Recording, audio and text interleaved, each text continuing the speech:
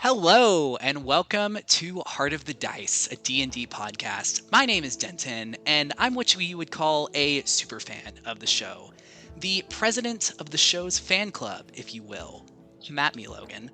I also play Xananis Apheli, the very, very anxious wizard who has made some interesting discoveries in the world of Chrysalis.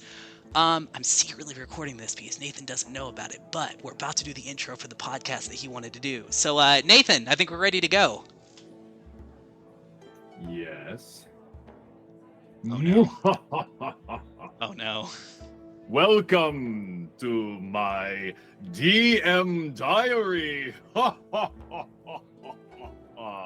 that was it. That was the only thing that I prepared up until this point. So you'll just have to bury that into your mind from here on out. Perfect. We've never done anything like this before, and so as we're getting started, I wanted to at least outline why this is happening, and then I'm going to basically throw it over to Denton, who's going to drive our ship for the remainder of this time, whether directly into the ground, over a 2,000-foot waterfall, off the edge of the flat rectangular earth that is Chrysalis's true shape, bunch of different options. So much faith in me. Yes. So this is the first of what I hope will be many DM diaries, which is a retrospective on a particular campaign. It's something that I want to try to do for two main reasons. The first is for me and my own growth and craft as a DM. I want to reflect on, document, and actually think carefully about changes that I can make from the highest level in campaign design all the way down to the micro level with certain encounter designs or character designs or things that affect gameplay. And so that was the number one goal, is I just want to document it, and doing it in a video forces me to focus on the most important ideas and just capture them in a way that I can share with others. But that's the second goal, is that if anyone's watching and wants to learn a little bit, at least from the mistakes that I made or the discoveries that I made as a DM, that's what this video is for. And it was really hard for me to pare down my most important ideas into a video that is digestible. Instead of just rambling for several hours, I asked Denton to come in and be a sort of interview host where he is going to ask follow-up questions. Maybe he's going to probe, flip up rocks that I don't want to be exploring, but force me to dig deeper on subjects. And he's also a bit of the sort of mediator for some of the other questions that we were asked in preparation for this particular talk. So with that, I've got my four main topics we're going to talk about, but I don't know anything else that is going to happen from here until the rest of the hour. So Denton, the official host, and I absolutely will officially anoint you as the president of the fan club. You've earned it. You're here right now. Frankly, just setting up the sort of hodgepodge streaming setup in order to record this is enough labor of love for me to give that to you wholeheartedly. So over to you for the remainder of our time. Fantastic. I am very excited for this discussion. I hope everyone is as well. We're going to get into some really interesting questions. So first and foremost, to get started a little bit on the design of this campaign and the very interesting region that you set up in the Black Jade Lords, you did not just make one region. You made 4 regions, which is quite an accomplishment, and they were all themed around death in some way. So for each one, how did you come up with them? But how did they play into this overall story of death and processing death that you wanted to tell? Got it.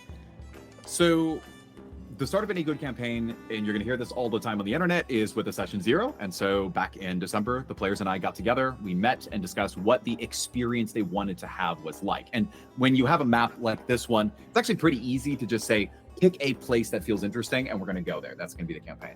And after getting a bunch of yays and nays, things that people were strongly interested in, kind of the play style of the group, because we had 3 brand new players to this particular table, what we eventually coalesced on was we would like to do a kind of Witcher 3-esque, find a big monster, find its weaknesses, hunt it down and slay it, and kind of just going between cities trying to track down and kill these things. So that way it had kind of a nice loop, gameplay loop to it, but also it would have this gothic or dark feeling. And when they looked at this big crater on the map, their thought was, let's go there. That seems like a really cool adventure. Nice. And at that point, it was just, can we come up with a meaningful or reasonable hook, a reason your characters would want to go there? And because it is, of course, the land of necromancy, something we'd established long ago, there are a lot of reasons why someone would want to go there. Maybe resurrecting a loved one, or simply trying to find a new life there. And so that kind of goes into the character hooks. But the short answer to your question of how did you design each of the 4 regions is,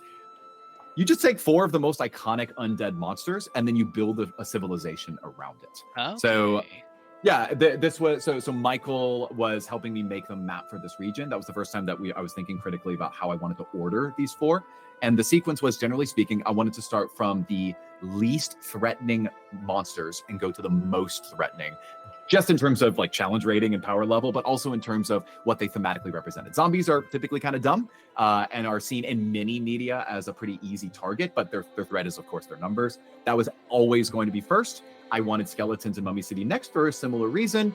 Then you go to vampires, and then finally ghosts, because in that case, ghosts can be wraiths and banshees, but they can be even more powerful than that. And just sort of setting up each of the civilizations to represent this movement from mostly fleshy, not really fleshy, technically fleshy, but only in a very undead vampire way, and then no flesh at all, kind of shows the decay of one's body from life into death, and then thematically lined up with them getting closer and closer to the point where they themselves were dying, which coincidentally worked out well because their bodies were fading away in the City of Souls, so they themselves were turning into ghosts, both literally and metaphysically, which was very fun. Well, the City of Souls in particular is very interesting because I can see how you process through and made like Widowsburg and Seraphora's Domain and how you got those themes to the rest of them. But the City of Souls was a huge departure from the rest of that, where it kind of became its own little encompassed world where time was resetting all the time and all these things were happening. So I guess, how did you get that idea from Ghost? Because that seems like very creative in that realm, not something that people would typically think of like a haunted house or something like that. So how was the City of Souls designed? Exactly. So it's worth mentioning that at the start of the campaign, I had a very soft intent for the 4 regions. And actually, I want to back up one step to explain something that I think is unique to the way that we do D&D. It's not necessarily a strength or weakness, but it does definitely direct how I design these regions. And so it's going to inform a lot of the things that we're talking about here. A lot of campaigns have the model where you have a group of good friends and you just put a time on the calendar every other week or month for as long as ever, right? As long as the group is together, and you just go. And so the way that you design is you typically, as a DM, you just create the content that is in the near vicinity of where the players literally geographically are, and then you kind of trickle out elsewhere based on where they've described they want to go next. You give whispers of other regions and what they're doing, but really you localize the material to that place. I had the advantage of knowing in advance that the journey was effectively much more railroaded because we do what I would call a pre-production model.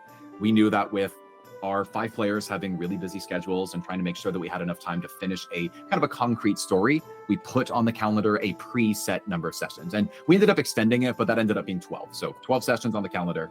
That means I know how much time we're going to have in each of these regions, so I can design a lot of them in advance. But what that meant was, so for City of Souls, they're in Widowsburg, they're fighting some zombies. I don't really have to think about it too much because what I'm doing is kind of like you would with a traditional campaign. I am reacting to what the players choose to do and then using that to inform what the future regions are testing from them. I was always planning on making the 4 regions distinct in their mechanical design, like exploring different types of how D&D is played on the table. But for City of Souls in particular, I knew that one of the things I wanted to explore, so that's kind of the main idea, was this entire time, the players were afraid of being possessed by their ogles, or they were told over and over again that these souls up in the sky are going to possess them if they're not careful. And so the idea primarily was, what if they were the ghosts? Right? There's like an M. Night Shyamalan film, and like there are tons of twists like this, but what if they themselves are the ghosts? They come into a city, they phase through the front doors of the Vault of Epics, and they are not able to interact with anybody. What would it look like for them to be the terrorizers of a city of ghosts themselves? And then, of course, letting that be kind of the focal point for discovering, oh shoot, the reason they're like this is because they technically are already dead in Shadowfell. That's kind of where the main nexus of that souls are based. So yeah, I guess that's a short answer to your question. I adapted it after the fact and leaned into trying to create a fun twist with the idea that they were being possessed. Well, and I think that worked out very well for some hilarious moments, as you intended, with Winton chasing people with an axe that screamed at them. Amazing. Yeah, and Vulcan Mistake was really heavy. Like you look at the end of session 10 and session 9, I'm really glad that we got some fun before we went straight into like the Zenithor fight, because that was quite a lot to handle. Well, very much so. So moving on, next question. Each region, in addition to having this kind of design around the theme of death, also had its own specialty in terms of game mechanics. So for each region, why did you choose to associate that region with that mechanic? Yeah, that's a good question. So one thing I want to emphasize is when we did our session 0, I asked each of the players what they expected out of the experience. And that was questions like, how much roleplay do you want? How much combat? How much do you want it to be really crunchy and sort of number sensey? How much do you want it to be kind of floaty? And I guess I'll call it rule of cool, but basically flexing with the core rules. And by getting that data, I knew that there were certain people at the table that wanted to explore different aspects of D&D. It's not hard for you to look at the 5 players and find out, okay, these people love the role play and these people love like the mechanics or the puzzling. So the way that it broke down was the first region, I was trying to lean as closely as possible into that Witcher 3 aesthetic of what is sometimes called like a hunt and kill or like a monster of the week, where they hear about this monster, they have a few different ways to learn about it, and then they're eventually going to go to the monster and fight it. And then the second region was a classic, like, 1970s dungeon crawl. There's a pyramid, you get through the pyramid, there's a map, there's puzzles, there's traps, and then when you get to the end, you've got this thing that is attached to it that you need to get, escape with, Indiana Jones style. The third was always going to be a dating sim, effectively. Like, it was always going to be extremely roleplay heavy. That plays into the theme of how vampires act, but also allowed the players to kind of flex their acting chops and use the manipulations of social leverage in order to get to their final encounter. And then the last one was what you sometimes hear as like a systems puzzle. So you set a bunch of these clockwork things in motion, and then you just let the players do whatever they want. And there is no designed solution for the puzzle, because generally speaking, with enough smart players at the table, they will always find absolutely wild ways to solve what the City of Souls was throwing at them, which like I could get into. It was very fun to watch unfold. But yeah, so in order, you've got Monster of the Week, classic dungeon crawl, dating sim or like roleplay heavy scenario, and then a systems puzzle. And it was really important for me to be observing in real time what players enjoyed the most, because there's some things that let's say play really well on audio when you're listening to it, like you hear it and it sounds good, it's a good story, but there are things that are more fun for the players, and that's ultimately my number one priority. So that this was an excuse for me to experiment with all 4 of those things. To answer your question directly, the dungeon crawl was an easy win for the pyramid because I could put everything in one pyramid. Done. And then I already explained the vampires, and so by rule of elimination, it was fun for me to turn the City of Souls into a systems-based puzzle. Totally, and that makes sense. And I love that you call out Volheim as explicitly a dating sim, because some of our players took that a little bit more seriously than others. Yeah, they did. We saw a relationship blossom out of that, which we're still exploring the after effects of. Yeah, we're still seeing pieces of it. I mean, if we're referring to Mordecai and Beatrice, it is clear that she cares deeply for him. It is hard. It's something that I have to think about and make some very, very secret roles off screen. But from Beatrice's perspective, you have to wonder if she's really prepared to just like that quickly move on from Evan's legacy or like impact on her life and just like settle down with a mortal. There's so many problems with that, which I think is the basis for really fun additional arc or campaign, or at least a one shot. But I will keep those notes private as I'm preparing for that. Excellent. Excited to see what happens. Yeah. Next question. For each of these campaigns, you set an approximate session limit, like you mentioned. Of course, for this one, you had to extend in order to make the full time. And you had to keep the flow going, which meant rushing things sometimes or making certain decisions to do things and not others. What sacrifices do you think that you made to make this happen, and were those sacrifices worth it? Ooh. Were they worth it? So by far the biggest challenge of the pre-production model of like pre-scheduling and then getting things done is that if you've already essentially designed 4 regions with 4 monsters and they have to get through all of those, it will ultimately feel like there are variables you can't control with respect to pacing, which is the biggest challenge of this. And I mean, I'll give a really simple example. When you take something like City of Souls, which is a big system puzzle, puzzles inherently, like any escape room or any like puzzle room or trap, they can go really quickly because they immediately find a way to solve it, or they can go for a very, very long period of time. And you as a DM don't really have a lot of control over it unless you're willing to fudge rolls.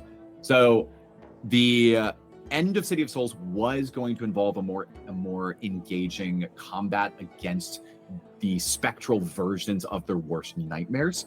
So it was going to be kind of like a haunting scenario in the final the courtroom before the artifacts placement.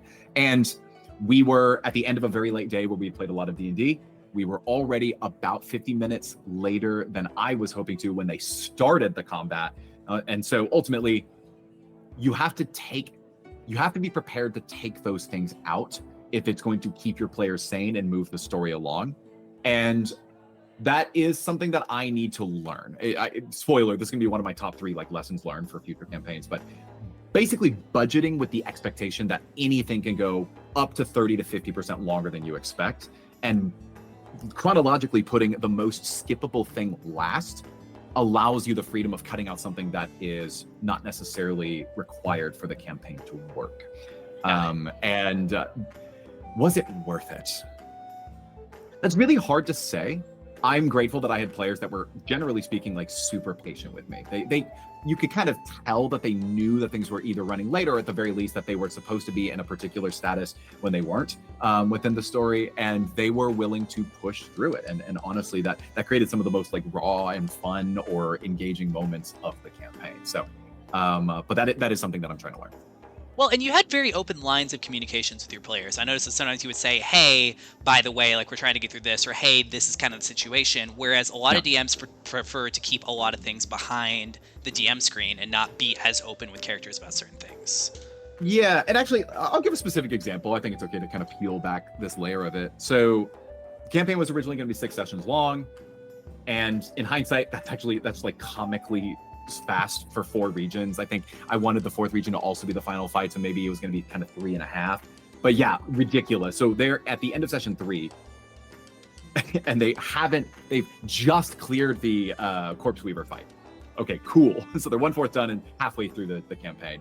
And it was convenient because that was the session where Justin as Cypress ended it by directly attacking Grimthorn, which was this really tense moment, both in game but also in real life, because the players were under kind of a soft agreement. They were trying to grab the shards, kind of the nice players way, right? Get the shards, go. But Cypress, for character motivations, and also because Justin wants to kill some kings, really was willing to just directly attack one of these leaders. And so the discussion outside of it was, okay, so are we really doing this? Or is like the campaign going to change where it's more about our relationship with Grimthorn? Because by that point in time, I had not hard scripted that they needed to go to all 4 regions. I never explained it on mic. I just said it'd be a good idea to get either Grimthorn shard or the monster shard. And so, yes, open communication. We talked offline. It was, okay, first of all, it feels like we need to go longer. What are we willing to like stretch for? And I do a like single veto rule system where it's like, if even a single person doesn't want to go further, you need to honor the agreement that we all accepted in the first place. People set aside their calendars, and we were treating it very strictly. Like, you have basically 1 absence through the entire campaign, and everyone agreed to that. So when we were going to extend, I said, if even a single person isn't willing to do it, that's fine. I will find a way to end the story by session 6. Thankfully, the players really wanted to flesh it out, and we bumped to 10, and then later actually to 12 before like locking that in. And then I needed to make things get to the conclusion by session 12, which did actually ultimately end up working about as well as it could have. Now, pacing within the individual sessions, I have more thoughts on, but getting to that point, it did feel like a story that had a beginning, a middle, and an end. It actually, when you go back and listen to earlier sessions, it kind of feels like it was always meant to end there. And you don't get that feeling with a traditional sort of forever campaign. And I think it's one of the ultimate upsides of a pre-production campaign is that you can expect that the story has a climax. So I can time certain lore dumps or drops, like the Raven Queen's discussion with them in session 10, to prepare them for what I know will be the finale to the story, both in terms of their character arcs and the actual overall plot. And it's a lot, but just talking openly with the players does an incredible amount to make sure that you are solving the most important thing, which is that really everyone at the table is having a good time. 100%. And the last session was incredibly beautiful and did feel like the wrapping up of the bow of a really good story. So that was awesome to listen to. Good. So that leads very nicely into a question from Jordan, who played Winton Rocher. After the Yeah. DMing experiences you've had, would you advocate for stronger hints or lighter hints when it comes to attempting to lead your players toward the solution of a problem? How do you feel when your players miss what you believe to be an obvious hint? Yeah. So generally speaking, I think I actually do this fairly well because I think that a temptation for a lot of DMs is that when you're setting up an encounter of some kind, whether it's a large scale encounter like one of the 4 regions, or even just like something that's happening in a particular room of a dungeon, you want to give players a full round of investigation so they can get all the information they need. What I like to do is I like to move things into more video game terms and just say, hey, you've got 5 time units. How long is 5 time? It's 5 time units. Players basically immediately just nod their heads and they got it. And then you tell them directly what they need to accomplish. The exception to that in this particular campaign was the City of Souls, because first of all, I wanted it to be a plot twist that there was a time loop involved. That itself needed to be like a fun little needle drop for players to get excited about. But more importantly, because the game itself involves the mechanics of exploring to figure out what the heck is going on. Can I touch that? Can I talk to them? Does this person actually remember what I told them? Unfortunately, that meant that I didn't get to have that moment where I looked at the players and said, you need to do this specifically. And what I've learned from that is that's a big risk. And if I were to go back, here's one specific thing I would have changed about City of Souls. I needed the players to learn much earlier on that they had the capacity with a wisdom check against somebody else's save to possess some of the spirits that were in the city. And that was the primary way that it was sort of intended that they would interact with anything in the world. They could possess Maestro and begin playing his musical instrument. They could possess, Zephyr and start rifling through the books to learn more about what's going on with the magical archives, whatever. But that never ended up happening. And what I would have done differently is basically a tutorial, but not one that is forced on them. For example, all I had to do was create a moment where the players were forced to think in a very localized environment without the time pressure of being inside of the city to possess a soul. Let's make something up right now. Let's imagine that at the outside of the gates, they're talking to the 2 satyrs that are the gatekeepers. And the gatekeepers literally will not let them in because they don't have the right bodies to be able to enter. And the players might get stuck for maybe 5-10 minutes, but eventually, maybe through a few investigation or perception checks, they learn, oh, we have to possess the gatekeepers. Okay, let's do it. So in this sort of packaged environment where nothing else is at stake, they learn that they can do that. That's before you start the timer in the city. They go inside and now they're thinking about it. They're primed to look for opportunities to possess the other souls in the city. And that makes the puzzle a lot more focused on the things I kind of wanted it to be about. Because once they had to start thinking really outside the box, it was really interesting, but it did prolong the length of that encounter more than I would have expected. I think what I said on mic was I was estimating about 7 to 8 loops before they basically got there. And it's been like 11 or 12, which obviously was a big hit on their max HP, but also was pretty frustrating. And I think a little stressful, given that they thought they were going to just die the moment they stepped into the Zenithor fight. So yeah, I think that whenever you were thinking about hints to directly answer the question, generally I advocate for stronger setup and no hints until they reach about 3/4 through your expected time to solve. And then you can start bringing hints in. And the best way to do it, in my opinion, is to not say, Winton, make a perception check. You see a thing. It's to pull on a string that they've already initiated and then go a little bit further with it. So in other words, you're rewarding the players for having initiated something previously, even if it didn't get them what they wanted. So, Tom, earlier you were talking about whether or not the moon was actually affecting the city. Something you're reminded of something as part of that. Go ahead and give me an intelligence or investigation check and try to play off of something they've already said. But yeah, short answer is set them up with a lot of explicit information. Then if they're getting a little close to time, you start using things they've already done to hook them into their final solution.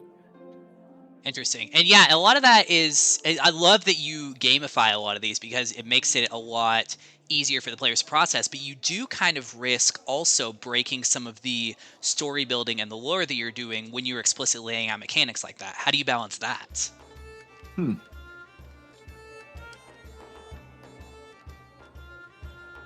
I think the short answer is mechanics first, story second, because story's really easy to weave around the mechanics, just justifying it in some way. Actually, I'll use City of Souls as another example. Apologies in advance if this kind of muddles some of the magic of the storytelling of this campaign, but I always knew mechanically that the entrance to the city needed to be the point at which they lost max HP, because then it's a clean, solid reset every single time. And also mechanically, they needed to be forced to the outmost part of the city, because then the adventure was they had to sprint in 3 minutes to get to the center of the city. I geographically needed to be shaped that way. But then I needed to somehow sort of explain why, when they were being kicked out of the city, they remembered everything, which is like required for the puzzle. I can't have my players forgetting everything every loop. That'd be a very difficult puzzle. Oh yeah. But mechanically I said, because you were on the outside of the city when the initial spell was cast, you were shielded from the time looping sort of magical effects, thus enabling you to be the only people to save the city. Like, I didn't come up with that until after I designed the city. It's pretty easy to start with the mechanics and then come up with some wave-handy reason why it makes sense in context. And the players want to believe you. Like, why not? You want to be in a universe that feels like it makes sense, makes it more dramatic and epic. So most of the time they nod their heads and they play along with it. 100%. I agree. Speaking of your players and speaking of their characters and their arcs, you coordinated several arcs in the middle of all this. Ares kind of being the primary, being like the main character, the arc that drove the campaign, but you also weaved in a lot of others as well. You talked about this a little bit, but what kind of player DM conversations made that happen, and how well do you think those worked? Yeah, this will be in one of my big three wins. I think that I'm very glad that I have this habit with the way I run campaigns. The first is session 0 for everyone. What's everyone expecting? Then after that, once people know what to expect from the campaign, I had 3 people who were rolling up brand new characters and 2 people that were bringing characters from existing campaigns and then bringing it into the setting. And they all needed to gel, basically. They need to have in-game reasons for like working together, but they also needed to have their own individual spice that really would shape their own journey that they were going on. And death is a broad enough topic to where anyone can find a meaningful arc or motivation with respect to the magic in the Blackjade Lords. So it's session 0. Then I did one-on-one calls for 15 minutes with each of the 5 players. And in it, the questions that I asked them were, why do you want to do this? Let's work together to come up with what that is. What is your motivation for doing this? Why do you want to work with other people in order to make it happen? Because we need the party to want to stick together and work together. And then what are some potential outcomes for this journey for you? And by that, we're not scripting the end of it all. We went all over the table with like kind of where things would go. I'll actually give an example of one that did not happen. So this is like kind of some behind the scenes. Yeah, for Mordecai Rizwood's adventure. So the conversation I had with Trey was, he was thinking Warlock, maybe Bard, and I think initially his reservation was, well, Bards, all they do is they sing. And I was like, no. Since I know that Trey has like a passion for filmmaking and acting, I said, you could be a playwright. You could be a struggling playwright in the city of the place that would make the most sense in Chrysalis, which is the Rose District and the Emerald Egalitary. And then we can say that you're connected to the Emerald Insurgents, and that's why you connect with Ari and Cypress and go on this journey. And you can be a bard, but a playwright specifically. And then we're like, okay, so what's his thing though? What's the thing that he's trying to do? And because once again, Trey personally likes filmography and documentaries, we said, okay, how about we give you a camera? And your job is this was kind of inspired by Mockingjay, Hunger Games. Is like, it's part propaganda. You're filming in such ways to help rise people up to your cause. But you have to deal with this conflict where internally you want to be famous. And so you're trying to help Ari. And so this just give an example of how that 15-minute call went. One of the options for him, and again, we talk about these in very loose terms, it's not scripted. And as you'll know, he obviously pivoted very far away from this. One of it was he gets to the end, he's filmed all of this. And then based on what happens with Sora and Ari or Cypress, he can decide to either sell out, take that camera, go back, become a celebrity, and that's that decision that he weighs, or use the footage. And if that's true, Does he want to bring Sora back and turn her into the propaganda artist? Does he want Eri to be the face of the resistance? And is he willing to manipulate Eri in order to get the material that he needs, even though it's good for the cause, it's bad for Eri's emotional well-being? And like that was something that we actually talked about. And what ended up happening instead was almost the opposite. Session 10, right? He smashes his camera to pieces, something that like I kind of thought would play more into his character, but instead it was no. It was he was learning to move away from that, and then had one of my favorite scenes where he was talking to Eri about both of their arcs, kind of like intersecting at a really powerful moment where they affected each other's choices. And that's the best kind of D&D. Is like, yeah, you've got these options, which I set up with them in these calls, but it's just brainstorming. It is ideas that they can play off of, or maybe pivot away from, and what is truly so fun to see. So yeah, session 0, one-on-one calls, and then for the most part, I only checked in with them if I felt that there was something that wasn't immediately grabbing them. And I'll give one more example here. You'll notice that in Zenithor's first interaction with Tom, so this is Ben's character, that Ben was he was very hesitant to make a deal with a lich, and he says it multiple times in character. It's like, one rule I know is you don't make deals with liches. And as a DM, I'm like, oh, this is boring. I want him to make a deal with my lich. Like, that's like, look at Eri did it. Why don't you? But also, I understand that as a player, you don't want to just like give yourself yet another sort of liability just because it's interesting. That's you're threatening your own life. Like you care about your character. So I sat down with Ben after that session. I said, okay, I want to come up with something that motivates you. So it seems like this sort of vague saving audio weaver. Maybe that's not doing it for you. What are you most motivated by as a character and as a player? Because I want to give you something that you can be excited about. And his answer was really simple. I want to learn about the magic system in Chrysalis. And that was a turning point for me as the DM. I went back, I said, okay, this is not all about resurrecting Sora and like interpersonal struggles. I've got a player who wants to know the facts, right? He's a lunar conservatory, was sorcerer for gosh sake. So what I ended up doing was that was the moment after session 4 where or session 5, I sat down and I essentially designed a lot of what would be the main lore, world building, and plot related information that they discover in sessions 10, 9, and 10, 11, and 12. I had at the time, I did not have a specific intent or design for the nexus of necromancy. I had not super ironed down what the cause of the crater was, but I knew that those needed to be answered because I had at least one player, and probably several others, that just wanted to know the truth.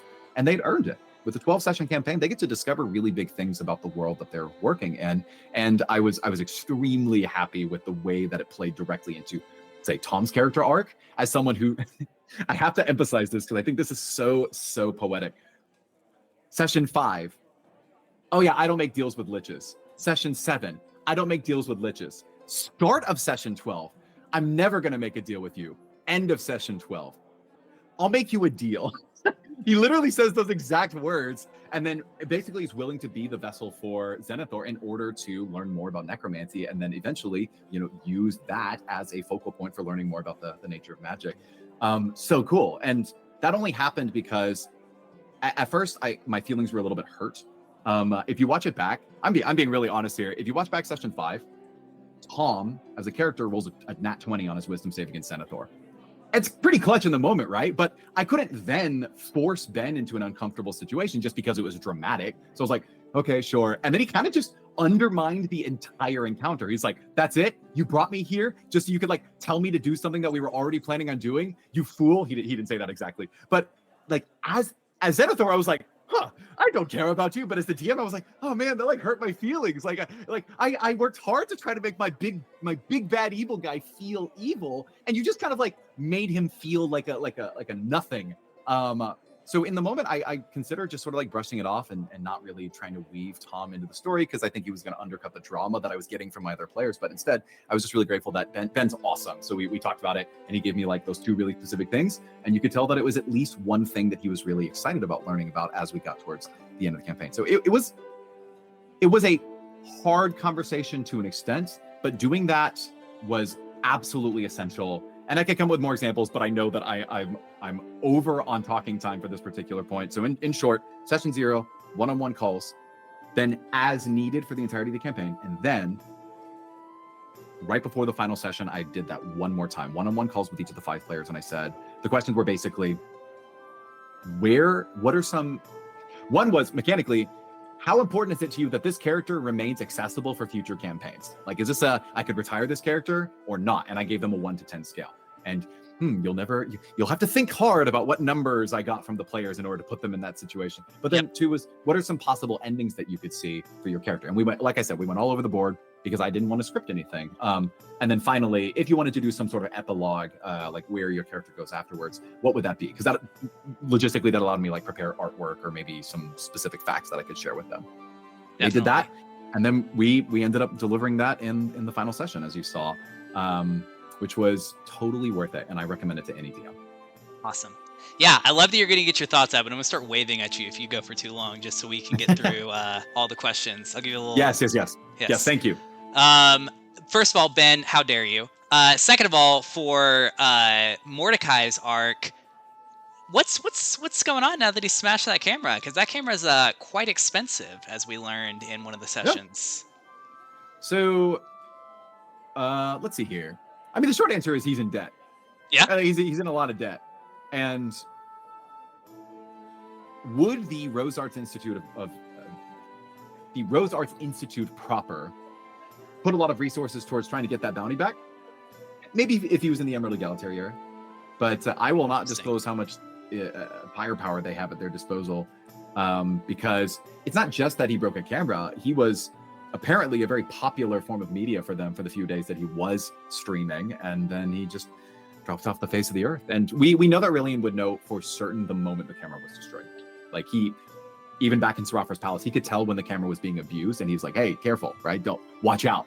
So yeah, he's gonna have some choice words for Mordecai the next time that they happen to cross paths. Ooh, I can see him being Mordecai. Like a little, yeah, he'll just be like your secondary antagonist, your Gary to your just following you around and trying to get that money back. Oh man, we got some trouble brewing. All right, so next question for you. This is actually an audience question, although it is anonymous. This person asked to remain anonymous. Whoa. Take from that what you will. Okay. What was your biggest takeaway from the various timers or time-pressured events, and what, if anything, would you have done differently? You kind of talked about this a little bit, but let's focus a little bit more on some of those maybe 3-minute increments or anything else that you used. Oh, do you mean lore, like the 3 minutes on the lore, or mechanically the time-sensitive stuff? I think it's more about the time-sensitive events. Got it.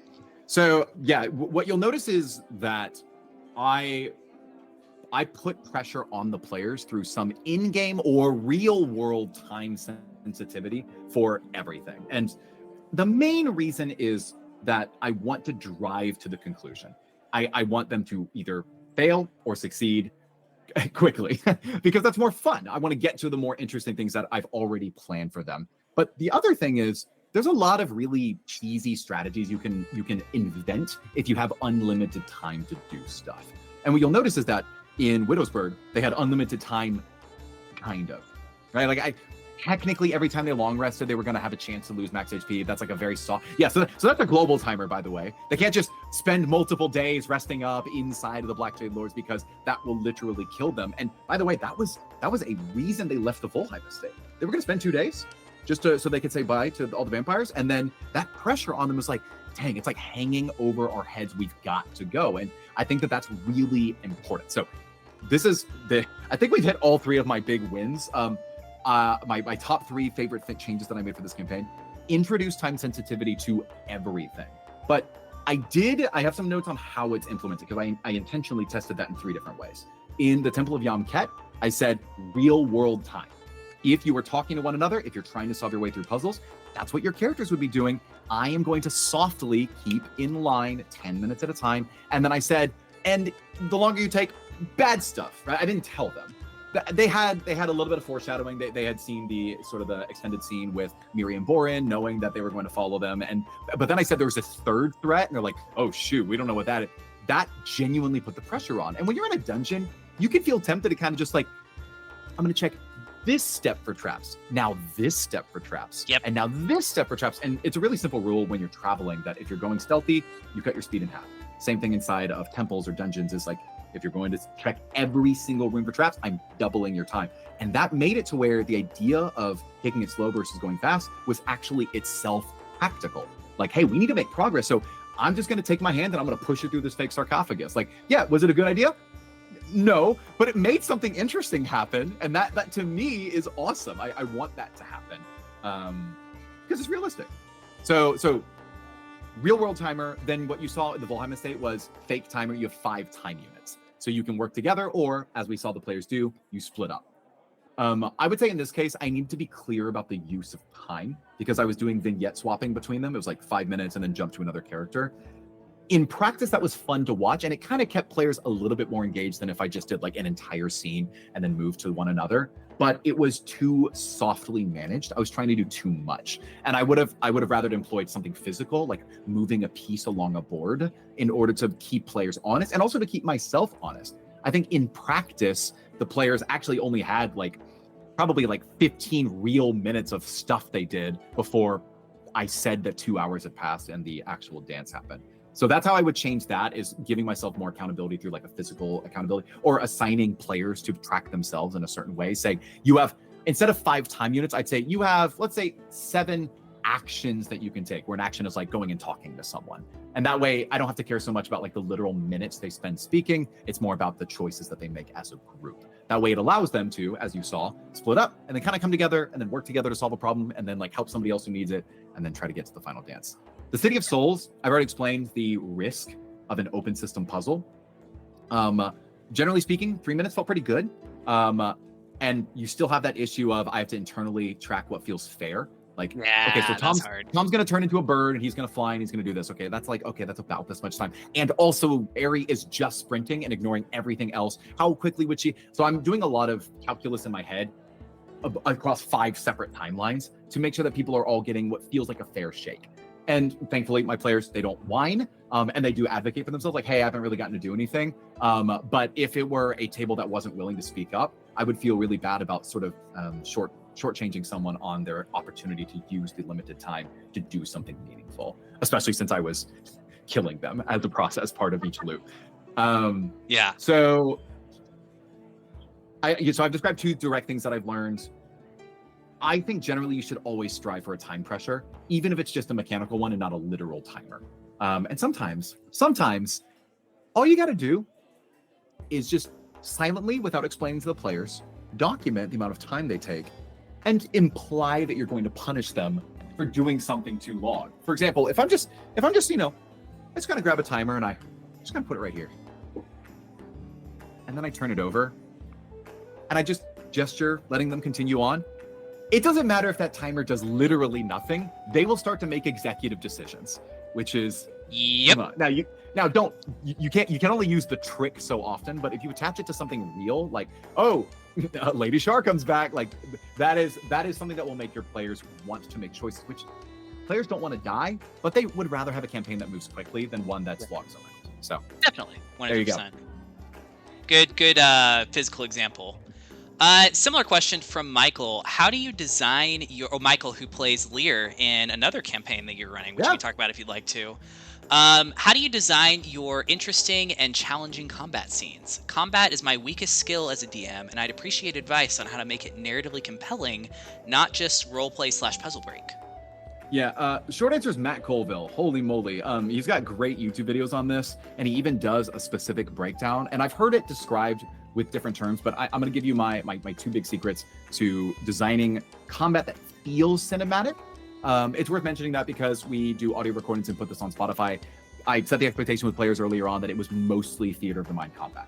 So they're asking me questions like, am I close enough to hit? And instead of saying you're 45 feet away, I say yes or no, or here's what you see inside of the room. And I try to approximate that with minis on the table, but there's a change that I'm going to make, or rather a lesson learned that I'll share later. So here are the 2 big secrets. This entire system, which I think Matt Colville expresses the best on his YouTube channel, I'm just going to describe as cinematic combat. One of the weirdest things, one of the most idiosyncratic things about DMing a combat is that the material that you are given looks like you should play it like a board game. You are given a monster, and then it has a stat block, and it has like 3 abilities you can use, like a Pokemon. And you're like, okay, cool. And you would think that as the DM, you're just doing what any player does. It comes to you, and then you have to look at the thing you're controlling, and then you choose one of its 3 moves, and you gotta double check what it is, and then you execute on it and just see what happens. And that every single round you're going to make whatever feels like the most appropriate choice, whether thematically or tactically or whatever. The problem with that is way too much cognitive load. It's so much to think about as a DM. You are narrating combat to give it a feeling of realness and action. You are playing into characters' emotions with hooks and NPCs' actions. You are thinking about the pacing of the session and trying to make sure that it ends on time. And also, you have a bunch of different monsters. You don't have one character. So here's what I do. You, generally speaking, for most combats, I tend to script almost everything. And here's what I mean with that. Let's take the ooze monster, the blood ooze, as an example here. The adorable blood ooze.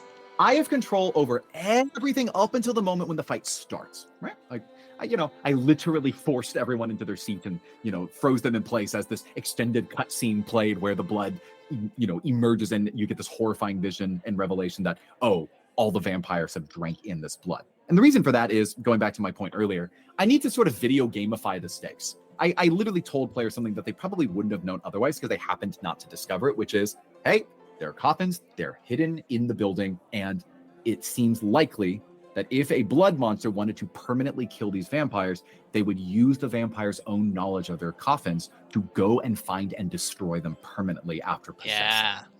So when you do that, you've set the stakes. Okay, it's not just that we need to kill this blood ooze monster. We need to also either protect or restrain or defend the very vampires that we've gotten to know throughout this region from doing something that will permanently kill them. And by the way, that was by design. The idea was they become friends with these vampires, or maybe they hate these vampires and they have to choose which one am I going to save or where do I need to go. Now, in practice, what happened was a couple of characters threw fireballs at my hodgepodge of vampires and evaporated so many of them that ended up not being one particular player, but it was augmented by other abilities like Winton's Path to the Grave and the idea that you could anyway. So while it did play out in a way that I thought was very satisfactory, the main idea behind the blood ooze monster was I have control over everything where I set up. So what happens from then on out? Because I cannot afford to be making decisions in real time as players do things. And so you just create a very soft algorithm in your head. If this, then that, and if not, else this. And so let's take this as an example. The first is the literally round 1, and I almost always give my monsters either initiative 15 or 20. Is it cheating? No, I could just do it as a lair action. But what ends up happening is I need to do so. The initiator sets the stage and tone for the combat by demonstrating the main gimmick that will define how players need to adjust their strategy. Because if you let players take a whole round of actions before the monster has proven what they're capable of, then they're just going to do what they always do. They're going to do their most prominent or dominant move. They're going to go for sneak attack. They're going to cast fireball. They're going to whatever. I need them to immediately... A combat should only be like 3 to 4 rounds. People think it's 5 to 6. No, 5 to 6 is like hours and hours and hours of combat. If you want to keep it under 2 hours, you're expecting 3 to 4 rounds of combat. So you can't take a whole round off.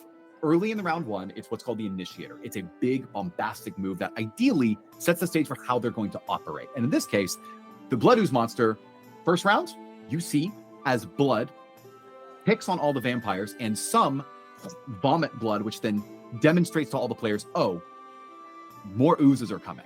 They're going to jump out of these vampires and they're going to start attacking me. Okay, boom. Stakes are set. Now the players react to that and they're making choices.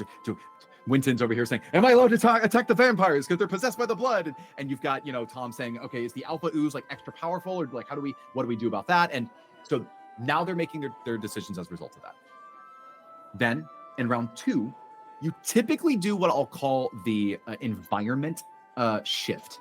So back in Weave of the Nine Stone, you had the Electro Construct, or I guess the Earth Construct. And by round 2, you demonstrate that the floor was cracking and was going to give way.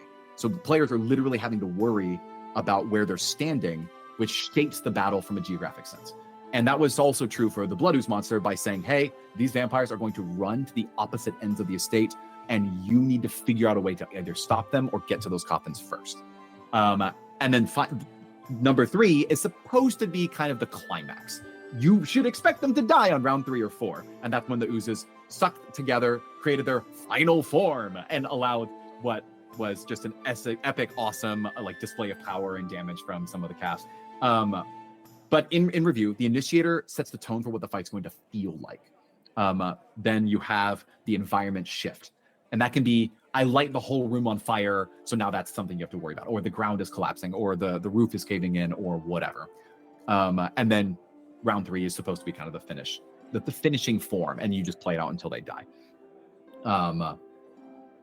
That's my number 1 big tip. It's you script it pretty heavily, and you don't worry so much about making the correct tactical decisions, because if you need to bump up the threat of your monster, instead of having them think smarter, which takes a lot of effort on you when you're trying to resolve things, you basically need to land on deciding to bump their stats in ways that I think are mechanically interesting for the group, which is something that you can easily justify when they achieve final form in round 3. It's like, okay, now they're more powerful, just based on where the fight is going.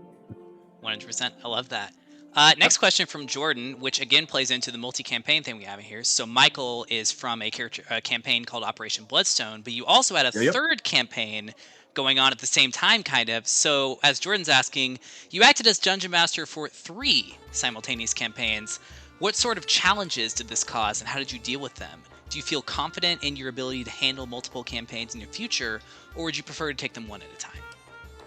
So under the pre-production model of, we've scheduled these, they're going to happen, and we need the story to end by a particular time, that does create a feeling of crunch, which can make 3 campaigns unattainable. I think my short answer is I would probably never do something like that again.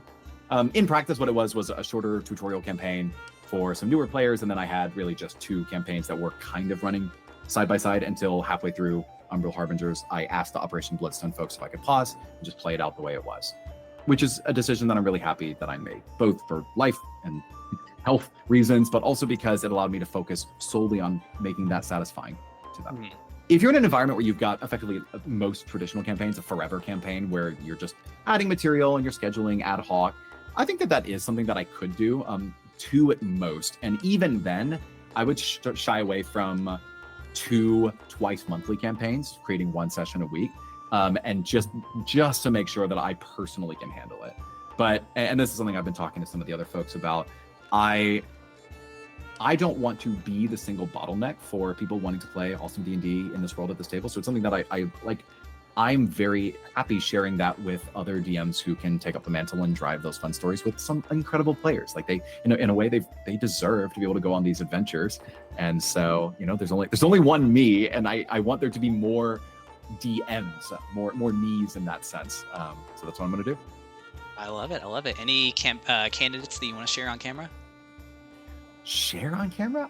Let's just call it an open casting call. I've talked to some of you privately, but the short answer is there are roughly 7 campaign hooks that we've designed for Chrysalis, for the World of Ninestone, and some of them are like 4-session campaigns, others are 8 to 12. You'll notice all of these are that pre-production model. There are some that could just be forever campaigns, just depending on how the players want to take it. It's pretty easy to flex that. So we'll share once we lock something in.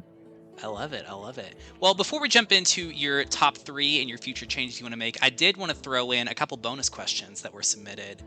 Logan, who plays Aegon, what was his title? Aegon the Star Destroyer? Star-Eyed, that's what it was. Yeah. If there was one character from any of the campaigns, Ninestone specific, that you could sit down and have a drawn-out conversation with, whether it's about their personal backstory or their perspective on the world around them, who would it be? That's a very good and fun question. I think my answer is Queen Serafra. So canonically, she's much older than some of the other Black Jade Lords, well, except for Arbiter Axion. And she is both pretty authoritarian, right? And in a way that can be kind of scary.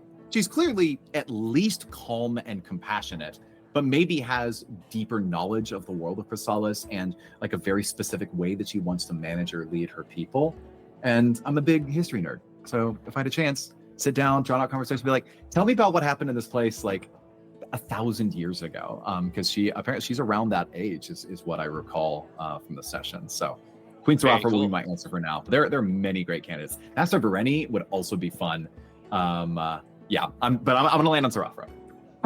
Master Bereni would be a very interesting conversation from what you played of him. I would also enjoy hearing whatever comes out of his mouth. He reads as the kind of guy that makes just like an awesome crawfish boil, just 100% seafood bake.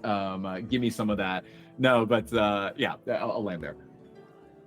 Also from Logan, of all the supernatural beings present in Ninestone, which type is coolest and why? He gives the examples of celestials, godlike beings like Orcus, and etc. Am I allowed to answer with something that nobody knows about yet? Ooh, do you want to give that away? Yes. Okay. Yes. Yeah, because like I have an intent with it that this would be common knowledge enough for characters. This is not something that has come up as the result of the campaign. I'm going to put in a spoilers here for anybody who wants to not spoil themselves for future Ninestone campaigns, I guess. Yeah, well, I would hope that I'm not spoiling it either. I think I will share it. So my answer are going to be the Supreme Elementals. These, again, 7 other campaign hooks exist in the world, and what we know, what a common person in Chrysalis would know is that in the land of Chrysalis, the reason that the tribes there are so nomadic is because of the changing elemental patterns, where the 4 primary elemental planes, that's earth, water, air, fire, when they intersect with Chrysalis, which takes place on that western front towards the where the Topaz tribes are, the Supreme Elementals each jockey for power and control, which causes extreme weather-based or elemental anomalies. And so you've got like massive flooding when the water elemental is in charge, hurricanes and typhoons, and then you've got like volcanic eruptions and heat waves when the fire elemental's in charge. But you would think of them as just like these these amorphous like spirits, but they're actually a lot more politically motivated than you would expect, because they technically occupy other planes. And that's officially where I'll stop. But designing the role that the some of the like supreme beings have in Chrysalis, Orcus especially, was really fun. But right now, I'm personally very excited to explore what those supreme elementals have. I've finished the initial designs for them, which makes me, I think that's why, just recency bias. But yeah, that's my answer. Fair enough. Well, maybe Tom, our resident avatar, who's found himself to be an earthbender and a firebender, can take the initiative to lead a group into the Topaz tribes, which sounds very interesting. Yeah, I think he's disposed right now, but maybe one day we can come up there. Fair enough. Last question from Jordan, who actually asked us both of us, but I will defer to you on this one. What were your personal favorite moments in the Umbral Harbinger campaign, and what were your least favorite moments? No, I would. Okay, how about this? I did write down for this my favorite highlights in 4 different categories. You did. I've got that. We could just lead right into that. I was gonna say, do you? I want to hear yours. I like president of the fan club. I think your vote is as good as mine. So how about we'll alternate. I'll go, and then you can go. And if you don't have something, that's fine. I know that as a DM, I have a weird perspective on the things I'm most proud of. But I will start with let's do favorites. Let's do bottom to top. So I'm gonna go funniest moment first. All right, go for it. So absolutely one of the hardest times that I laughed was in Queen Serapha's Palace, Session 4, Shifting Sands. You have this setup where Mordecai has pulled Winton aside. He's like, hey, I don't care about the Ruby Empire. I need you to stop talking about death. Stop talking about the Ruby Empire. Which, like, I love Trey. Like, he didn't have to do that, right? There's no mechanical reason for it, but he's like, I'm going to have this side conversation with Winton. But it set up what I think was my favorite moment from a humor perspective, which is the skeletal child comes up and he's talking to him about this necklace. And Tom, awesome, just sets Winton up and Winton slam dunks it. Or I guess I should say Ben sets Jordan up, who slam dunks it, because he's like, I think you should talk to him about the Ruby Empire. Okay, he started it. Let me tell you about the greatest empire. Like, and it was just so good. The timing was perfect. Just this thought that he's just talking to this sort of mute skeletal child about just propaganda. It means, one, Jordan was committed to playing a character who was sympathetic to a nation that up until this point was kind of like the bad guy, right? Like the Ruby Empire, they're all bad. But without that commitment, you don't get scenes like that. So good. How about you? Oh my gosh, I was cackling listening to that scene. That was, I think I hate to copy you, but I think that was it just because it was hilarious. But I think there was one tangentially related to that one as well. I loved how Tom's sarcasm really brought in a lot of moments that everyone else was able to play off of. And it Absolutely. was Tom doing the hokey pokey and Seraptra's domain, and then carrying it forward, going into the next Umbral Corruption, and doing a test into the Umbral Corruption while also doing the hokey pokey. I found that awesome, number one. But number two, it was nice to see some continuity because, like you said, there were moments that Winton would carry forward where he would remember promises that he had made because Jordan is so good about carrying those moments and then result in very funny or very serious moments later on. So I would also agree, in Seraptra's Palace, there were a lot of funny moments to be had. Yeah, I think that identifying something that I really like about Jordan makes me want to do something like that for every player, which I might just do. But one thing that I really appreciate Jordan for is he's a detailed note taker, and he just remembers things that happen very specifically. And so I would like to think he's just method acting, but he's so committed to the role that he is that when something happens to him, he remembers it. He'll describe something that he's warned that everyone kind of forgot about up until this point, that he mentioned 7 sessions ago, or a conversation that he had with another character. And that ends up being really, it makes him feel real. It's like, oh yeah, these little details really stitch together, but they are also setups for the funniest moments in the campaign, in my opinion. Although close second would be Mordecai when he talks to Clara in her room where she's doing the painting. Because one is, she makes fun of his hair as she's doing the sketch, but then two, just rolling a nat 1 on her relationship with Beatrice was hilarious because you watch Trey's face. It's like, oh, she could die for all I care. And he just goes, ah. It just killed me. It was so funny. But yeah, okay. I could choose many more. I'll stop there. All right, I love it. Yeah, so let's do the next one. So visual or scene. So favorite highlight just from an epic or dramatic perspective.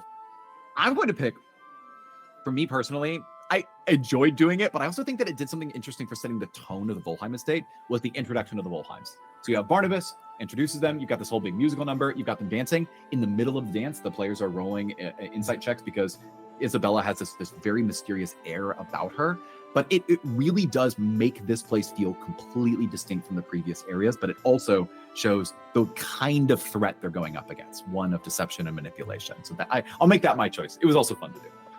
100%. I have played back that moment, and you do a fantastic job of creating visual elements and creating beautiful moments there. I think I have 2 here. I distinctly remember you introducing the Black Jade when they step through the Umbral Corruption, and just the muted colors, the sky being darkened with the souls being the light. You had these artificial lights that were simulating the real lights outside, but it was all darkened by the souls.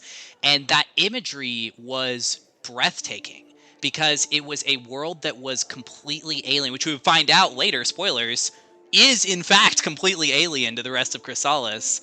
Yeah. But the notes of that, you are entering somewhere unlike anywhere else in Chrysalis, and it is bleak, and it is dark, and there's shreds of hopelessness everywhere. It was frankly breathtaking as you introduced that. I think go ahead. No, please, go ahead. Well, I think the other one, and it is only visual because you have pointed it out as visual, which also falls into the funniest moments, is when Winton is offering himself up to Gareth. And you bring out, if you watch the YouTube feed, a real sword and are standing there with a real sword. And Jordan is standing with his arms outstretched, ready. And everyone else is losing their minds at the table. So not even story descriptive, just the real life acting descriptive was awesome. Yeah, that was very fun. Shout outs to dear friends who just gift us swords because they're like, I use it for D&D or something. And I'm like, what am I gonna do with a 9-foot long katana? And it's like, oh, I'm gonna use it for this apparently. Love it. But I wanted to just describing the Umbral corruption in general. I wanted to give credit to I very rarely use modules. It's almost everything is homebrew. Yes, I tend to click around wikis to make sure that I'm aligning with generally what the Faerunian sense of the gods are and how they usually are incorporated into the Forgotten Realm. But the details that you're describing, those visual details, were mostly lifted from just the most random spot. A Renaissance fair that takes place outside of where we live here in Texas there is a performing couple that do like escape acts and juggling and some like other dangerous stunts. And he also, during COVID, his personal project was writing D&D materials. And he designs a Ghost Island inspired sort of like level 4 to level 7 campaign. And I was mostly just supporting him. I thought, this guy's really cool. I'm going to buy his stuff. And I grabbed that book. And when we 9 months later, when we're preparing for this campaign, I started flipping through it. And there were two main ideas that I lifted from his source. The first was obols as a currency. The idea that's like, hey, when gold doesn't matter much, as Vesper would have put it, obols really matter the most because these souls want to contain they want to get to a vessel and operate it. So that entire hook was from this book. But then the other one was the idea that there's a tide of souls, that they drift in and out with this repeating current that just because of the light that comes from them makes it feel like day and night. Now, I determined much later that the reason there's that 3-minute title sequence is literally because of what was happening in the City of Souls. But it was just serendipity that I had that book on hand and was able to lift some of those visual details. Nice. That was very cool. So yeah, huge credit. I don't know the name of it right now, but yeah, maybe I'll link it because I think this is a creator that deserves some respect. And honestly, the material is really good. There's a lot of cool stuff. But I didn't steal any particular characters or encounters. I needed to focus on these 4. Hey, you had enough to work with. True. All right, so next you put up your favorite roleplay scene. Absolutely. I was gonna say not even a competition, but there's so much competition. But no, I've said this a few times before, but my favorite moment is Session 10, right outside and before the entrance to the City of Souls. This is Ari and Mordecai. This is the double nat 1 on charisma or wisdom save versus persuasion. Because when you set it up this way, you say, okay, actually, well, and this is to Ayla's credit, Ayla is playing true to her character's motivations.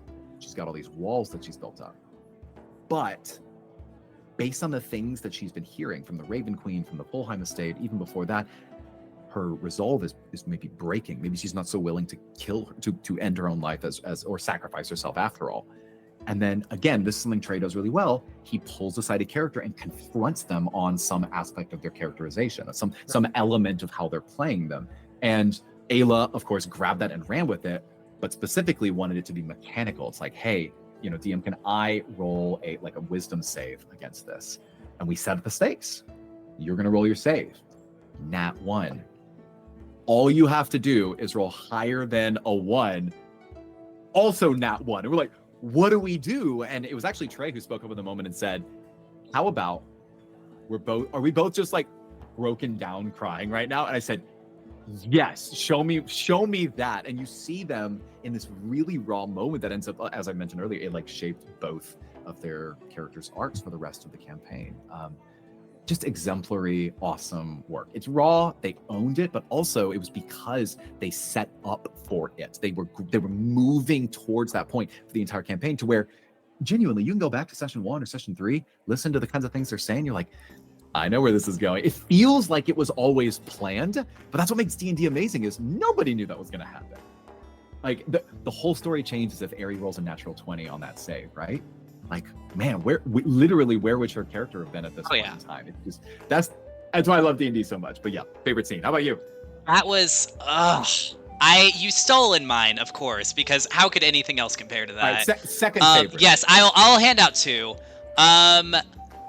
Selfishly, I really enjoyed how you incorporated my character into the campaign in the very beginning with the conversation with Cypress. I feel like Cypress does not get a lot of credit for the role playing that Justin does, because a lot of times Justin is kind of in the background. But when he does step forward, it is because he is very interested in something. And in this case, Justin was very interested in the scientific discovery that my character very much did not want to disclose to him, as I was biting my nails listening to that, hoping that you were not going to get my character in trouble.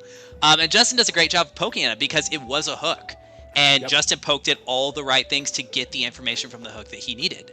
And he really, he played into that as the, as the good little anarchist that he is, which I thought was a great foil to what Zinni was going through at the time. Yeah, no, it's awesome that, like, you don't want 5 anarchists in your party, but when you have at least one person that is anti-establishment, the degree to which, you know, Justin commits to with Cypress, it is a really good opportunity to try to poke and challenge the ideologies or the political structures of everyone they come across.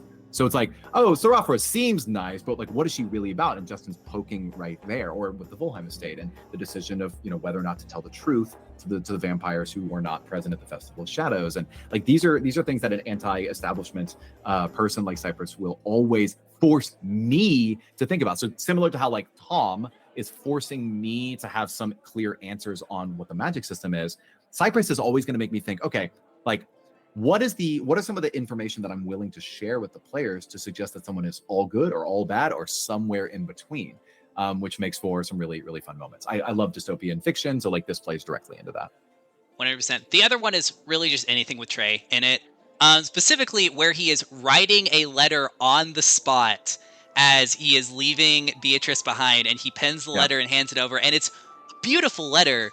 But then he also sings the song along with her and is doing the song out loud with her. And I loved how Trey, obviously, like you said, didn't want to come in and be a bard, but he really came in and embodied a lot of the best parts of a bard, which is in some ways being a glue and a support to the rest of the party, but having these amazing standout performative moments that build a lot of the rest of what's going on. And I was just in awe the entire time. I couldn't have said it better myself. It is pretty funny that he starts off, he's like, yeah, but all bards just sing. And I was like, no, you can be a playwright. And he's like, cool. And then, you know, fast forward 5 sessions, he's like, I wrote a song and I'm going to sing the song. And I was like, yes. Like, because we love to see it. Well, and like, credit to players who at this table are willing to sing on mic, knowing that it's either being streamed or recorded, because like that can be scary. But when you have someone that fully commits to a character, it's a gift, because I would rather 5 players be like so wholesale committed to their characters that they do things that might feel embarrassing than a bunch of people who are like standoffish and too cool to do that kind of stuff. So yeah, love you, Trey. But yeah, and then final, I'll pick my mechanical highlight. So this is my like favorite thing in the entire campaign that I got to feel as a DM went basically exactly as I wanted it to, not in terms of the scripted events, but in terms of the feeling of the encounter. And that was start of session 6, Temple Runners. It was the fight or escape sequence with the Basilisk, with Miri, Boren, and Sable all present. Because the idea was really simple. It was based on how quickly they got to the glaive. Either Miri and Boren already had it, we're behind them and going to enter after them for it, or we're going to be getting there at around the same time. And that last one was the one that ended up happening. And then I rolled for Sable, and he ended up approaching, like, I think it was 1 or 2 rounds after that. So the feeling was I needed to telegraph to the players, this is not a fight. Like, if you think that this is a fight where you're just going to stand here and attack them, you will probably lose. And that's hard, right? You've got players who expect that they're just going to hit things until they're dead. But I need to telegraph that with a few things. One, I literally said that this was an order of magnitude more difficult or tough than the Corpse Weaver. So I was like, oh, got it. But then 2, I said, the temple will collapse on you and kill you. So you need to watch it out. And so obviously it's like, okay, this is a chase sequence. But when you have not just 2 agents that are in contention, but 4 agents that are all against each other in what is effectively a smash and grab free-for-all, that's some really interesting choices that you have to make. To where it's like, are Sable and the mummies working together? Well, no, they're not. And then, okay, wait, is the Basilisk going to attack them or attack us? In terms of the Basilisk is against everyone. And then why is Sable even here in the first place, and sort of resolving that? But the way it played out, it was dramatic. It felt like the stakes were high. Having Miri roll as well as she did, just inadvertently created these really like high pressure moments where I don't think I ever really saw Ben get frustrated in the campaign, except after that moment when she had thwarted them or slowed them down or caused them to fall unconscious through the crushing trap, to where he's just like, I'm done with this. I cast Fireball. And he just like kills Boren, like just ruthless. But yeah, I think that the way that mechanically played out, it felt completely distinct from the Corpse Weaver fight. It challenged all of them in unique ways. We got to see as like Callan and Mordecai got their unique role of the Song of the Serpent, but then it also was exciting. Like the music builds to the swell, they escape the temple, it collapses, they're still running. And while it doesn't feel amazing that Serafra is ultimately the person that killed the Basilisk, I made it really clear that they could not do it themselves unless they rolled crazy high on their Arcana to manipulate the glaive of Selûne. And so it's like, okay, cool. We are the ones getting the glaive. We are not the ones supposed to kill it. And that was basically to differentiate it from the other fights in the campaign. That is my, like, I think that played out like as well as I could have hoped, gave it a distinct feeling. That was my favorite mechanical experience. Love it. I think for me, Yep. I loved a lot of what you did with the Volheim Estate, the dating sim, as you call it. I think there was a lot of, it required a lot of work on your part in order to make, frankly, different realistic characters who people could interact with, because that was a lot of characters that you had to make and do all that. Yeah, it was 16, 4 of which never really got talked to. And I would have, going back, I would absolutely have pared it down to maybe 10. Like, so 10 plus the 2 head Volheims. So 10 like dateable NPCs, basically. And that's a good lesson to take away, but I loved how you did all that. And we didn't get to talk about this, but I did have a question in there about your yes-anding DMing, because I thought that was fantastic. You had a lot of moments for that, because this was just so free form, even though it was still mechanical. You allowed players to choose their own masks. You allowed players to choose an activity that they would do at the ball that would be sure to impress the Volheims and raise their social capital in order to be able to move to the next stage. There was so much player creativity, which I think a lot of DMs are not able to do as well, because it requires a lot of improv on the spot and a lot of thinking through. And I do think that's one of your greatest strengths as the DM, and that was on full display at the Volheim Estates. Thank you. I really appreciate it, and I think I agree. There are a lot of things that I want to improve, but if players throw something interesting my way, I think I can convert it into something that feels mechanically fair pretty quickly, which is important, because then your players are more willing to throw that crap at you in the future. They're like, hey, how about this wild thing? It's like, that's awesome. Here's how we might do that. Or no, but you can do this instead. It's the classic like yes and principle. I do also want to shout out. I do also want to shout out Ben for rolling very highly on the conversation with the Raven Queen, because y'all were able to get some really, really interesting lore threads out of that. It wasn't Tom. It was Ari. Was it Ari that asked that question? I thought it was Tom that asked that question. Interesting. Oh, okay. So Tom asked the question, but the whole like, you need to make. Yes, Ari was able to talk to Virgo and get that information. So, but that whole conversation required Ben being willing to pull at the world threads of the world. And I know you and I talked about Ben really encouraging you to do a lot of that world building.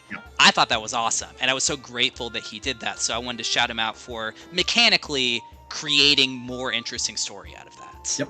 I totally agree. And the reason that save from Ari was so important, or at least so fun, is that I was not really expecting to give all that information then. They were probably going to discover it around the start of session 12 or end of session 11, but they got it like 1.5 sessions earlier, which really characterizes the, this meteor that they're seeing over the City of Souls. It added a lot of depth, but it also allowed Ari and Mordecai's like character arcs to progress more quickly, because they had like a much clearer sense of the stakes. But yeah, it's... yes-anding random stuff can feel scary, but what I like to think of it is when... I don't think I've ever articulated it in this way before. It matters a lot to me that my players feel happy and confident in doing things that are interesting for the sake of their character story or for the scene that they're in, or whatever encounter they're a part of. And when you say just no to something, you're almost training people not to think outside the box. They start to look at it more like a board game.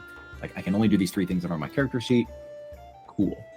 But the reality is, I'm grateful to my players for dealing with all of my homebrew bullcrap, right? Like, they're sitting around like, oh, okay, literally none of this is in any module or any book ever, but we're going to lean in and say yes. And I like that. I feel comfortable saying the same for the stuff that they throw.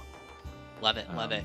Very quickly, because we are running a little short on time, what are your top 3 wins and your top 3 changes? Yeah, and thankfully we have talked about these, but my goal ultimately with this video was reflect on things that worked well in the campaign and things that I would change going forward into the future.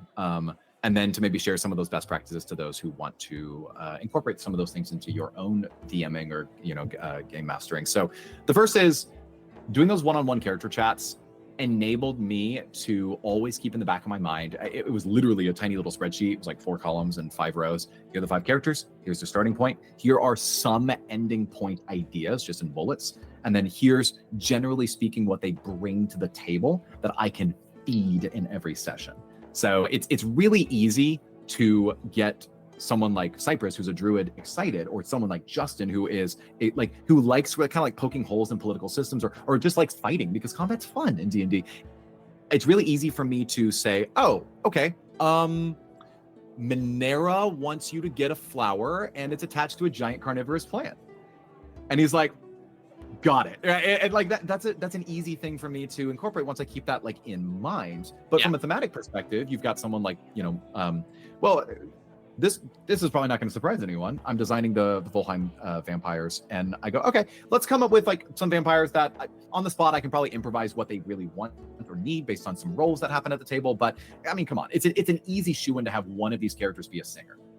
Sure, here she is, and then I'll tick her from has a date to doesn't have a date to the festival. Easy hook, right? It created some of the most impactful scenes that we saw in the campaign. So you multiply that across the 5 characters, and those one-on-one chats help do that. So number 1, one-on-one character chats. And I mentioned the anecdote about me talking to Ben about how his character wasn't motivated by what Zenithor was bringing, and sort of pivoting after session 5 to move closer to what I knew Ben would enjoy more. And those conversations can be kind of hard. Thick skin is an absolute necessity in this role, because you want people to feel comfortable sharing those things with you. And it's something that I myself personally want to encourage more from my players on a more regular basis.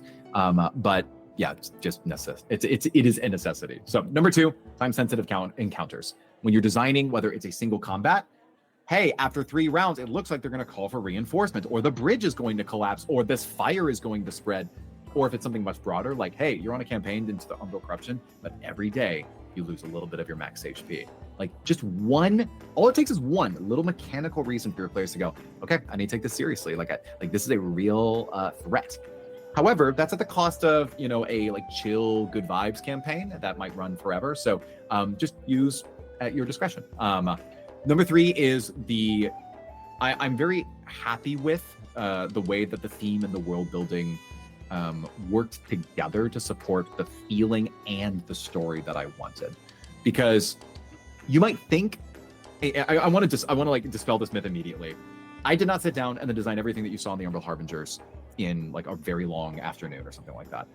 I had 3 or 4 main ideas about what was kind of happening in the Umbral Corruption. I knew that there were going to be 4 regions, and I had like loose themes. I just chose the 4 monster types and sort of reverse engineered from there. And I knew nothing else. I didn't know about Orcus. I described Kelemvor in a way that I think going back I probably wouldn't have even done back in session 1. I didn't know how Lady Shar would interact with these people. There are a few other canonical decisions that I'm not even going to mention right now because I don't want to spoil the magic. I want it to feel like a real place, and the reality is I had not made those decisions until halfway through the campaign. So when it comes to like a big win for me was I gave just enough to keep things interesting, but I was able to, by listening back on the sessions and really processing what the characters were like getting hooks on, I would reduce, reuse, recycle all the time. Why was there this 3-minute tide of these souls going back and forth? I can link that to something happening in the City of Souls. Or why is the moon dropping over time? Oh, because it's down. Where you're going is actually down a huge waterfall. I mean, as a DM, I can literally shape the universe. So it's easy for me to come up with in-world explanations for things that were mentioned in previous spots. So I'm just really happy with how that all played out. And, as bonus points, it does generally align with what the gods of the Faerunian Pantheon would think about this environment, even though it is strictly homebrewed, which is just a bonus. It's cool that the Raven Queen is kind of like this perfect new deity for for our grave domain cleric, Winton, as an example. So here are some changes that I would make. All right. So the number one change that I'm looking forward to in future campaigns is I focus so much on my notes on a dock that's on a computer in front of me. So I'm reading from that, I'm choosing music, but I don't prepare that many handouts or maps for players. And there are some people that really does it for them. They really want to have something physical that they can interact with, that they can make tactical decisions around. And I don't love D&D 5e's system of how like they work on grid maps or hex maps. It's a lot of awkwardness. Opportunity attacks are kind of a strange mechanic in general, in my opinion. And you have this setup where it makes combats way, way longer when you have physical maps. Over the last 6 months, I've been researching and have fallen in love with what is it's a general TTRPG system called Fate or Fate Core. Came out like 2006. And one thing that I started incorporating in the final few sessions of this campaign, but that I think I'm going to start doing more, is yes maps, but it's going to be more of a Fate Core sort of combat map. Which, and the way that works, generally speaking, is you just split off a map, a battle map, into sections. So it's not a grid map. It's just sections that have just lines drawn through them. Balcony, bridge, staircase, front area, other room. And then you put it in front of the players. And then the most important thing is fill it with fun stuff. I don't need artwork. I don't need to draw a little chandelier hanging up above the thingy-ma-thingy in order for it to be a part of the fight. I can just take a piece of paper, write the word chandelier on it, throw it into that vague section of the floor and say, there is a hanging chandelier. And if a player comes back and says, is it 3 feet that way or 8 feet that way? My answer is, it can be wherever you want it to be, but also it can be wherever the enemies want it to be if it matters. And so the tip there is give them like 2 to 3 interesting things per section, and players will always find something cool to do with it. They'll just do it. They will find a way to do something cool with it, and that is much more fun than having to, in my opinion, like dink around on a hex map trying to make sure that your exact range is enough for you to get a lightning bolt spell that hits the maximum number of available targets. Generally speaking, Fate Core feels like a happy middle ground for me. I'm looking forward to doing that more in the future and kind of experimenting with it. The second one, which we talked a lot about, is generally on pacing. And the short answer is, it's not a very like glamorous answer, but I just need to budget better. I need to assume if I'm like, okay, I've got 5 hours or 4.5 hours for a session, I need to budget 3 hours of content. And what is chronologically at the end needs to be something that is the most capable of being skipped, which is hard because normally the fight happens at the end. And you don't want to end a region without a fight. So really what needs to happen is I need to force the fight earlier on, and then maybe there's like aftermath. It's the climactic last part of a movie. So those are my 2 like biggest changes. I said top 3 changes. I didn't prepare a third one, but I have many little ones. So I'll pick one of them. Love it. I love designated or designed loot for my players. If I were to go back, I would have prepared those materials in a way that was like almost bespoke design for what they were going to do next. Just because you only have so many sessions to use your stuff, might as well give them something they can start using immediately and have it actually matter. So is it a little bit of like railroading the way that the items are used? I don't think so. I think players want to use the stuff that they're given. So that's something else that I would consider doing differently in the future. Just giving loot and boons that are immediately relevant instead of something that like might be helpful in a future campaign. So. All right. Fantastic. Yeah. Well, Nathan, this has been awesome. I know that DMs hopefully are going to take a lot of good stuff away from this. I know that I am so incredibly excited for all the hooks and everything that's coming up, whether it's you or somebody else DMing it. Very excited to listen along and see what happens. Awesome. And thank you for making this happen. For those that are listening and watching, we have never done anything like this before. This was just a fun idea between the two of us that we decided to put together. And I once again, I'm thanking Denton for setting up like everything on the recording and getting this all stitched together. If you have any thoughts, additional questions, or simply want to see variations on this format, I would love to hear it. Even just a couple people saying, hey, we'd love to see more of X or Y is enough for me to do it. I really enjoy this personally. And I think Denton and I in particular could spend quite a lot of time talking about D&D. Great. So thank you for listening. Open to any of your thoughts. And with that, we will prepare to sign off because there are indeed many future adventures to take place in the world of Nine Stone, or more realistically, just a couple of good memories between good friends. So we look forward to the next adventure that we'll get to go on. Thanks for tuning in, and we will see you next time. See you next time.